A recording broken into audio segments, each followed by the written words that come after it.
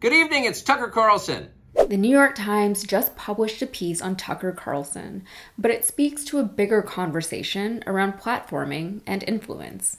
The piece talks about the societal impact that Tucker Carlson could or will have going forward now that he's had his show on Fox News Primetime canceled.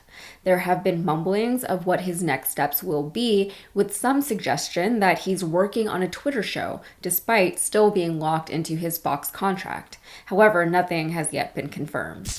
Starting soon, we'll be bringing a new version of the show we've been doing for the last 6.5 years to Twitter.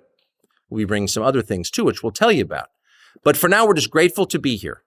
Free speech is the main right that you have. Without it, you have no others. See you soon. And in this modern age in which everyone is woefully online all the time, one might be inclined to think that someone with the clout and name recognition of Tucker Carlson is a threat unto himself. He can easily self-publish his thoughts on social media or on Substack. He can easily set up his own video podcast and broadcast his show on YouTube, Rumble, Spotify, or Facebook. He can easily build his own website, paywall it with subscription fees, and give people access to all Tucker all the time. And to be sure, that will still give him plenty of influence. However, he won't be nearly as influential or accessible as he was when he was on every right-leaning boomer television set 5 nights a week. Where exactly is all this criminal white supremacy, this right-wing domestic terrorism that poses, quote, the most lethal terrorist threat in the homeland? An important point was brought up in the New York Times article. A lot of what dictates success in media has to do with access.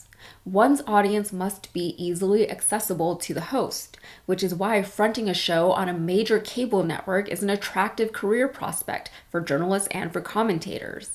However, that also means that the host needs to be easily accessible to its audience. When Tucker was on Fox, one only needed to have the television on at a specific time of day. And I know it's hard sometimes for millennials and younger to imagine or remember, but that's common practice in a lot of homes. Particularly with older generations, it's not unusual to walk into their homes and the TV is just on, playing in the background, and most of the time it's either on sports or news. In that way, Tucker was able to reach all kinds of people fairly easily, and not just in homes. You could go to doctor's offices, your mechanic's waiting room, or the local pub, and you might find yourself passively watching Fox News. But now that access will have to be much more intentional. People will have to seek him out specifically in order to engage with his content. People will have to change their consumption habits. I'd imagine a lot of his audience isn't online as much as other audiences. They're not getting their news from YouTube. They're sitting in their living rooms watching whatever Fox decides to air. They might have to decide whether or not they want to pay extra money for Tucker's online content when it used to be included in their cable bill.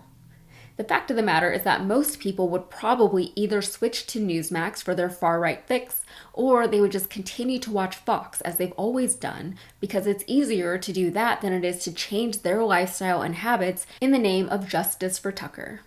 The people that Tucker is more likely to attract are the people who are already savvy podcast listeners or Twitter users with blue checkmarks. It's kind of funny how eager right-wingers were to pay to self-identify themselves on Twitter. There are people who tend to be more active listeners and followers. You're not going to see as many older, casual conservatives going out of their way to find Tucker content. The people who will go out of their way are those who are more passionate about the things he thinks and says, and they either want or need to maintain him as a presence in their lives. Now that said, I think loyalties to public figures are fickle, and I don't necessarily think that's a bad thing. I've never been as famous as Tucker Carlson, but I would imagine that it warps your worldview a little bit to be that famous, exaggerating your own personal importance in people's lives. But people move on with their own lives quite quickly when they need to. People aren't putting their own lives on hold just because Tucker's life is currently on hold. People aren't holding on to the anger that they may have initially felt upon hearing that his show was canceled. People move on. Newsmax smartly made itself available as a place for Tucker's viewers to move on to. They're enjoying a ratings boost because of this.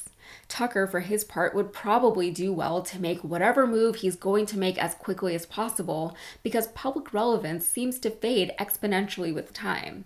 Of course, he's still grappling with his Fox contract, so that may not be able to happen as quickly as he would like it to. Whatever Tucker ends up doing next, he will still maintain a level of prominence and relevance among his most loyal followers and supporters. He will still be revered as a thought leader in conservative spaces. But we've seen this before with Bill O'Reilly and Glenn Beck at Fox, with Keith Olbermann and MSNBC, even with Conan O'Brien. I love Conan, but I don't see him as much as I used to because I don't always go out of my way to listen to his podcast. When people in spotlights lose their platforms, they transform and they adapt because they don't have any choice but to do so. It's unlikely that Tucker will be able to reach as many people as he was able to while he was on Fox, and it's more likely that his audience will be much more niche going forward. But we'll have to see what the new Tucker is like, including the things that he will say and do in an effort to recapture some of his former glory. All right, that's it for me. If you got anything out of this, please like and subscribe, and be sure to follow me on Instagram and TikTok. Thank you.